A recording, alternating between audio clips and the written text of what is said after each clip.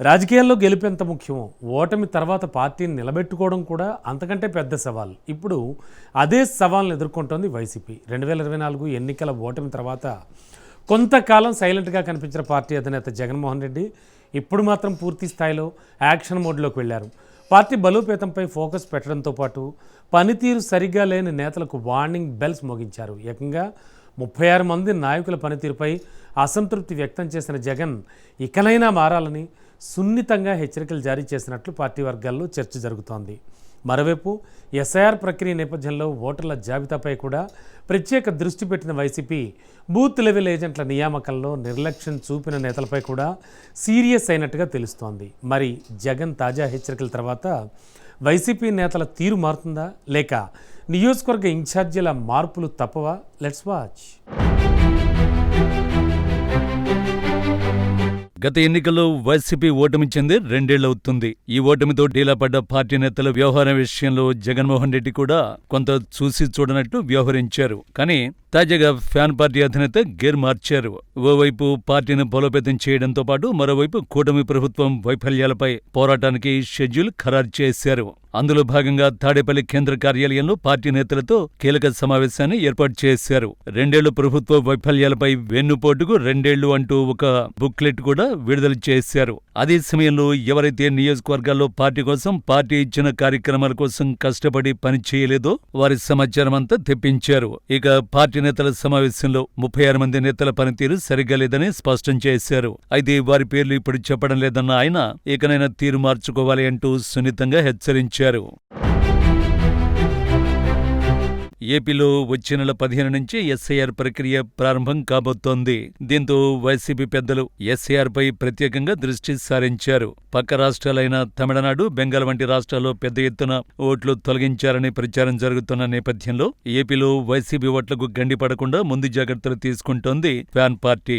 ఇందుకోసం booth level ఏజెంట్లను నియమించాలి అంటూ అసెంబ్లీ సమన్వయకర్తలకు కొద్ది రోజులుగా చెబుతూ వస్తున్నారు వైసీపీ ముఖ్య నేతలు. ఆయన ఇంతవరకు 36 నియోజకవర్గాల్లో సమన్వయకర్తలు బిఎల్ఏలను నియమించలేదని జగన్ దృష్టికి వచ్చింది. దీంతో పార్టీ అధినేత సీరియస్ అయ్యారట.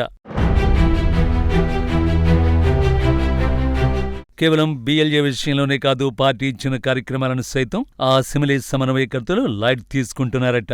ఇటీవల పెరిగిన పెట్రోల్, డీజిల్ ధరలతో పాటు రాష్ట్రంలో రైతులు ఎదుర్కొంటున్న సమస్యలపైన వైసీపీ పోరాటాలకు పిలుపునిచ్చింది.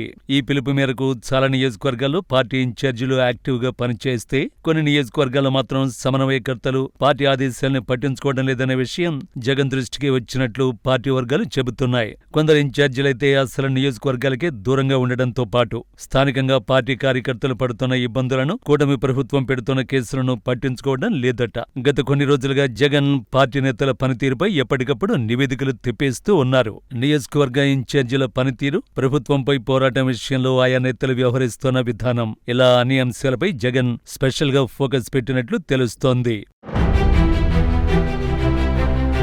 పార్టీ అంతర్గతంగా తెప్పిస్తున్న ఈ నివేదికల విషయం తెలియని చాలామంది నేతలు జగన్ ఆదేశాలను చూసి చూడనట్లు వదిలేస్తున్నారనే టాక్ ప్రస్తుతం వైసీపీ వర్గాల్లో వినిపిస్తోంది.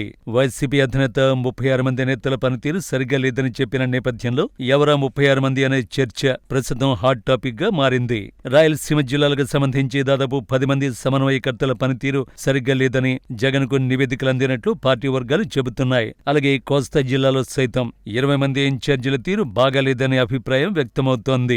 ఉత్తరాంధ్రలో విశాఖ, శ్రీకాకుళం జిల్లాలో కూడా కొద్దిమంది పనితీరు సరిగ్గా లేదని రిపోర్టులు వచ్చాయట. ఇందులో చాలా మంది సీనియర్ నేతలతో పాటు గతంలో జగన్ కేబినెట్ లో పనిచేసిన కొద్దిమంది మాజీ మంత్రుల పేర్లు కూడా ఉన్నాయని పార్టీ వర్గాలు అభిప్రాయపడుతున్నాయి. ఆ 36 మంది పేర్లు బయటకు చెప్పకుండా వారిని జగన్ అంతర్గతంగా పిలిచి హెచ్చరించినట్లు పార్టీలో చర్చ జరుగుతోంది. ఇది మొదటిసారి కావడంతో కేవలం హెచ్చరికలతో వదిలేసిన జగన్ మరోసారి ఇలాంటి సంఘటనలు పునరావృతమైతే నిర్దాక్షిణ్యంగా పక్కన పెట్టి ఆయా నియోజకవర్గాల్లో కొత్త వారికి అవకాశం ఇస్తారని హెచ్చరించినట్లు తెలుస్తోంది. ఎన్నికలకింకా 3 ఏళ్ల సమయం ఉండగానే పార్టీ నేతల పనితీరుపై జగన్ స్పెషల్ ఫోకస్ పెట్టడానికి కారణం లేకపోలేదని ఆ పార్టీ వర్గాలు అభిప్రాయపడుతున్నాయి. 2024 ఎన్నికలకు ముందు అప్పటి జగన్ ప్రభుత్వం చేసిన అభివృద్ధి, సంక్షేమ కార్యక్రమాలను ప్రజలకు వివరించేందుకు గడప గడపకు వైసీపీ అనే కార్యక్రమాన్ని చేపట్టింది. ఈ సందర్భంగా ఎమ్మెల్యేలు, మంత్రులు, ఇన్ఛార్జీలు ప్రతి ఇంటికే వెళ్లాలని జగన్ ఆదేశించారు. అంతేకాకుండా నేతల పనితీరుకు సంబంధించి ఎప్పటికప్పుడు నివేదికలు కూడా తెప్పించుకున్నారు. పార్టీ నేతల సమావేశంలోనే బహిరంగంగా పనితీరు సరిగ్గా లేదని నేతల పేర్లు చెబుతూ పద్ధతి మార్చుకోవాలని హెచ్చరిస్తూ వచ్చారు. ఇలా జగన్మోహన్ రెడ్డి అనేకసార్లు హెచ్చరించిన నాయకులు పెడచెవిన పెట్టారు. దీంతో 2024 ఎన్నికల్లో వైసీపీకి తీవ్ర నష్టం జరిగింది. కేవలం 11 స్థానాలకు పరిమితమైంది. జగన్ కూడా ఇటీవల తరచుగా తాము చేసిన అభివృద్ధి, సంక్షేమాన్ని ప్రజలకు సరిగ్గా చెప్పలేకపోయామని, అందుకే గత ఎన్నికల్లో ఓడిపోయామంటూ ఇప్పటికీ గుర్తు చేసుకుంటూ ఉన్నారు. అందుకే వచ్చే ఎన్నికల్లో మళ్లీ అలాంటి పొరపాటు జరగకూడదని ముందుగానే నేతలను హెచ్చరిస్తూ వస్తున్నారు. ఇక 2024 ఎన్నికలకు ముందు వైసీపీ పవర్లో ఉంది. దీంతో పార్టీ నేతలు ఆడింది ఆట, పాడింది పాట అన్నట్టుగా వ్యవహరించిన జగన్ కూడా పెద్దగా పట్టించుకోలేదు.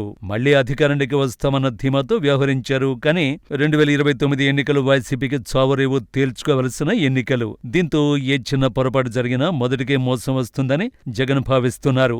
ఈసారి నేతల విషయంలో నిర్దాక్షిణ్యంగా ఉండాలన్న నిర్ణయానికి వచ్చినట్లు పార్టీ వర్గాలు అభిప్రాయపడుతున్నాయి. జగన్ తాజా హెచ్చరికల నేపథ్యంలో అయినా నేతలు మారుతారు, లేదంటే అసెంబ్లీ ఇన్ఛార్జీలను జగనే మారుస్తారు, వేచి చూడాలి మరి.